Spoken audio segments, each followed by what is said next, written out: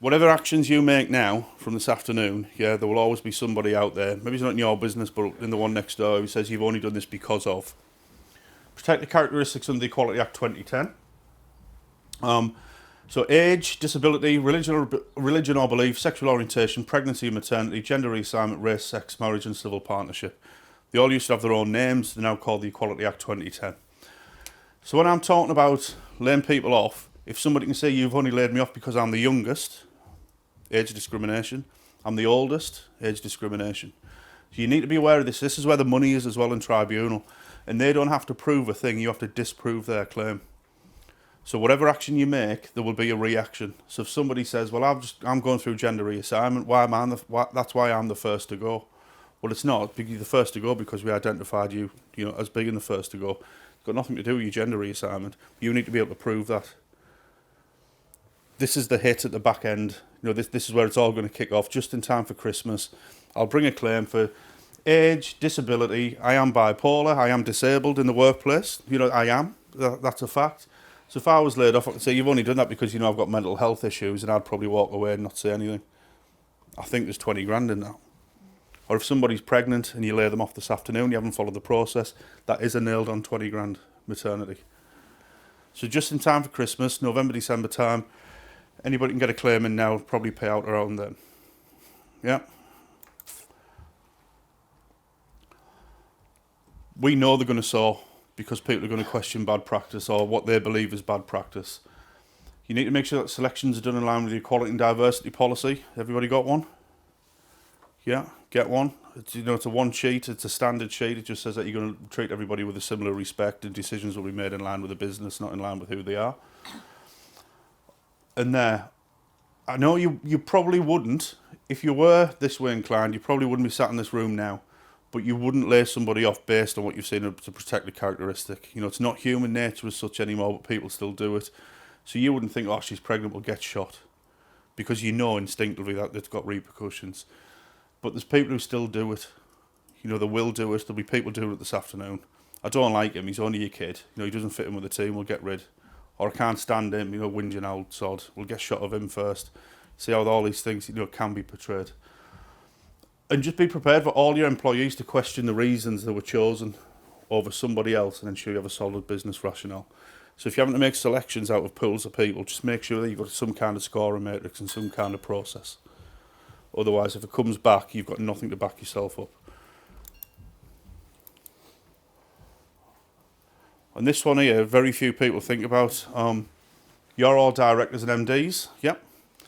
You're really lucky. From the moment you get asked to do a tax return from HMRC, you get immunity from the common cold, sickness and diarrhoea, Monday hangovers, and for some reason you never need to take a Friday off. It's bizarre, all in return for doing a tax return. The CIPD figures are, I think, as a director of a company, you take about 1/5 of the same sickness of an employee. So you get like super genes, so you shouldn't be off. This is going to hit everybody, regardless of whether you're a director or you have that Monday-itis. Just ask yourself, in the place of work, if you open up every morning, who are the key holders? What's yours like, Patrick, who opens up? I've got 4 shops with different keys, and a warehouse with someone else, loads of people. Yeah, so you've got that flexibility to do it, so you could carry on. A lot of places where you've got one person, especially the owner, well, I go in first on the morning at 7 o'clock and I'll leave last on the night at 7 o'clock. Nobody else has got a set of keys. So if I have to self-isolate, how do the staff go in to actually keep on trading? So just think about who can access. Can the workforce continue in your absence? Probably these days. If you sat at home, you can still use a mobile phone, you can still use Skippy or Skype, as it's known. So there's ways of doing it. But if you're hands-on in your place of work, really hands-on, and you're involved and you're actually using a bit of kit that nobody else uses, trying to find somebody who can actually step up and do it. Caretakers, people who trusted people who can step up and assume that role, just identify them this afternoon, just be ready for the fact that you might have to go off work from Monday. And have a continuity plan. Will the staff be paid? If you're not in work, what would you do? So if you can't get in, would you have to lay off all the staff? Can you work from home, the business owner, never mind the staff, is the business continuity there? And just do a basic contingency plan and just review it with the key people who would ensure the business survives. So you all know who the trusted people are in the business and the organisation. Sit down with them this afternoon and just say, look, if I have to go off, this is what we're going to do. Just plan it. Just a basic bit of planning. It might take you half an hour, but while you're doing that as well, risk assess your staff. Identify who can go, who can't go, right back to point one. And just have just a good look over the business and just think about all the things in there, that could come and bite you this afternoon. That's pretty much it. I'm sure there's questions. I call them the Magnificent Seven. Anybody who's been to my events before knows that I go on and on and on about this. It's probably end up being tattooed on my back at some point. That's the 7 documents that you need from day one. Whoever comes in, no matter what role they're doing, how long they're going to stay, what you're paying them, how long you expect them to be with you. Seven documents on day one, and that just eliminates the majority of what I've just talked about there. Anybody doing all of them? Yeah. And that's pretty much it. Just a bit about us. We write bespoke contracts. Like I said, that the pub in Falkirk's a prime example. Came on board with us yesterday. Template contracts. We will do bespoke ones for her, but that's further down the line. Got the template, got the policy, got the staff to sign it. She's then protected as of 5 o'clock last night. So whatever comes out in the wash, she knows that she's in safe hands. We write any letters that you need. So those clients in the room, I know there's a few of you, ringing through, I need to lay off, we will write all the layoff letters, we'll work out the process, we'll find the cheapest way of doing it. We are 24/7, 365 available. You can ring us Saturday, Sunday. I don't know how often you're ringing through, Patrick, at all, yeah? I've rung a couple of times. Yeah. We're insured against tribunal costs, so I've got a lot of people coming back to me at the minute who I saw maybe 2 years ago. Never had an issue, never had a problem, never foresaw an issue, coming back saying, if I come on board with you now, will you cover me if this goes to tribunal? So I'm saying, provided it's before the event and you've not acted, then yes, we will. Do full health and safety systems. I've not really touched on health and safety there because that's being absolutely rammed down your throat. I've never known my children wash their hands as much in their lives. It's just bizarre. They're telling me to do it, and I'm sick of hearing happy bloody birthday as well. They need to find another song. But it's the right practice. It's funny how quickly as a country or as a nation we all move into doing something as basic as that. It used to frustrate me. I travel a lot. Motorway service stations, you'd see somebody come out of a cubicle and walk straight out the door. And I just think, whereas now, I'm stood there and everybody stood there. All of a sudden, it's like the new cool thing to do. It's almost like we've been shamed into doing. We're health and safety training. We have ongoing support from teams of advisors. And that's it. We have a fixed monthly fee. It's unlimited use. We do updates, so things around like the good work plan. I know we're not ready to talk about that today. We should have been, but we're not. Something else came in the way. And we'll review. If anybody wants a follow-up from this, I'm doing telephone appointments if you can't accommodate me on site. And I'm also working weekends as well. So anybody who knows me well knows that I love nothing better than being on my allotment from about 9 o'clock on a Saturday morning until it gets dark on a Sunday night. Not anymore. And I need to put my tatties in as well. So, yeah. So if you just mark up, so you've got a feedback form there. So if you just fill that out, there's ours and there's a Davies Tracy one. Have you not? So any questions now? Absolutely. You did mention that obviously having the contract if you were going to lay people off. Yep. What if they don't want to sign? What do you do? Right. The bottom line with the contract is that by law you must create, issue and make available. That's what you have to do as a business, yeah? So you've created it, you've sent me it, it's available. So if I don't sign it, we have a standard letter that you would give to the employee that says it was created, it's issued, and it's always available. Can you just sign to say that? Yes, I will. They have to sign that. Now it's down to them. So they get 7 days to come back with an issue. So they'd say, well, I'm not happy with 0.7 around my holidays.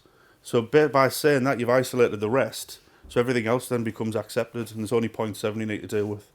So it's just a bit of navigation around it.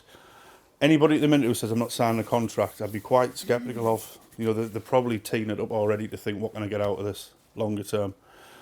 With a policy, a handbook policy, that's non-contractual, the handbook. You could create a handbook yourself this afternoon and just say to the staff, can you just sign to say you've received the handbook? That's non-contractual, so your layoff policy can sit in there. Yeah. But I know what you mean, you get the 1 in 10. You can give them a blank cheque and they won't sign it. It's just that way inclined. We also get the one, I'm not signing anything until my dad's read it. What's your dad going to do? Yeah. It's like, okay, yeah. So you will email us that template?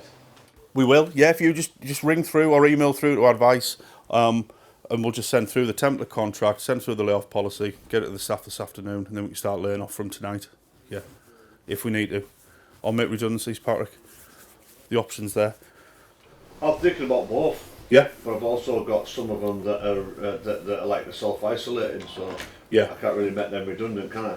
Yes, you could. Not during this. Yeah, yeah. Is they classed as sick while they're self? As long as there's a legitimate business requirement. So say you have to shut the shop and say Dundas tonight, if that's gone, say right, all the stuff there, we can lay them off for a period of time, but you know it's not going to get back up to speed, then you'd look at redundancies. Because you know, say they've got 3 years service, you'd be looking at 6 weeks wages. So rather than laying them off and have the uncertainty, you could just go straight in for the kill with the redundancy route. I might want to use that redundancy. Yeah. Then, yeah. So I think you're a bit of both in what you do. I can use it on both then. I can use it even if they're self-isolated. Like that manager there that I was on about, that's self-isolated now. Yeah. He's not classed as sick. Well, he is, because you'll get his SSP. So I can't really make him redundant. But you can, because it's the position, not the person. So just in that as well, if you're making redundancies, always remember it's the position, it's never the person. Take the personalities out of it. So if you need to make a manager redundant, it doesn't matter if he or she is pregnant, on the sick, at work, the position is being made redundant, never the person. When I was trained, basically we used to do an overhead projector, you know, the acetates, and you'd have one overlay and had loads of people with smiley faces and grim faces, and then when it came to redundancy, it rubbed out the face. And the idea was that you're looking at the position, never the person, so you take the identities out of it. Yeah. So if you need to lose 5 members of staff, it doesn't matter what the position is. So I wouldn't be picking on someone who does the buying because I don't need any buying being done. Yeah. Yeah. I don't know if you know about other stuff, but one of my main problems is my rents for my 4 shops are getting on for £2,500 a week. Yeah. And the shopping centres have told me, I've asked 2 of them and they've said, yeah, you have to pay it. And I said, well, how can I pay it if you shut the shopping centre and I can't even get access to the building that I've got a contract to get into? And they've said, oh, it doesn't matter because we can't claim on our insurance. And I said, well, that's your problem. Yeah. I'd just check your contract, check your terms, speak to Craig and the team here. They're more equipped than I am to deal with that, but it's the same in ours. You know, if our landlord came along and said we're closing down the station buildings that we're in, I'd say, well, I'm not paying me rent because you've shut me down. That's not my problem. We're more than happy to trade, but I'd say you are paying your rent because you have to. I'd say, well, sue me. Yeah. And then there was a statement yesterday saying that anybody who's looking for this no-win, no-fee culture has to stop because they're going to start suspending claims. So you know, when people are walking in the supermarket saying, oh, I got crushed trying to buy my toilet roll, it's your fault, Asda.